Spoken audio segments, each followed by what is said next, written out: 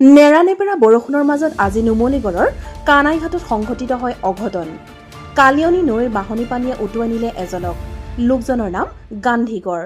ঘটনাস্থলীত SDRF আৰু প্ৰশাসনৰ লোকে অভিযান চলাই মৃত অৱস্থাত উদ্ধাৰ কৰে লোকজনক। মাছ ধৰা জাল পাতিবলৈ গৈছিল ব্যক্তিজন। হয়, আজি ইয়াৰে নুমলীগড়ৰ যি কানাইঘাট অঞ্চল আছে, কানাইঘাটৰ পংকা পথাৰ গাঁৱত শ্ৰীযুত গান্ধীগড়, তেখেতৰ বয়স 65 বছৰ। তেখেত আজি দুপৰীয়াৰ ভাগৰ পৰাই মাছ মাৰিবলৈ ওলাই যোৱাৰ পিছতেই তেখেত সন্ধানহীন হৈ আছিলে।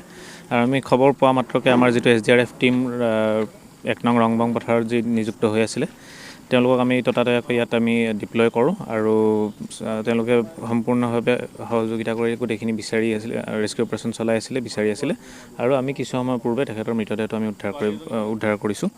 আৰু খুবেই শোকাবহ এইটো দুৰ্ঘটনা। এইটো আমি বাৰম্বাৰ বিভিন্ন মাধ্যমৰ যোগেদি আমি অনুৰোধ জনাই আহিছোঁ যে নদীৰ বাঢ়নী পানীত পৰাপক্ষত কোনো ধৰণৰ লাইফ জেকেট নোহোৱাকৈ পৰাপক্ষত ওচৰ চাপিব নালাগে। তথাপিও কিছুসংখ্যক লোকে আওকাণ কৰি মাছ ধৰিব বা বিভিন্ন কামত যাবলগীয়া হয়। গতিকে পুনৰবাৰ ইয়াৰ ওচৰৰ পাজৰ যিখিনি আজি কালিয়নী নদীৰ যি বাঢ়নী পানী আছে, তাৰ ওচৰে পাজৰে থকা ৰাইজক আমি পুনৰবাৰ অনুৰোধ জনাম যাতে কোনো কাৰণতে বাঢ়নী পানীৰ ওচৰলৈ মাছ ধৰিবলৈ যাতে নাযায়।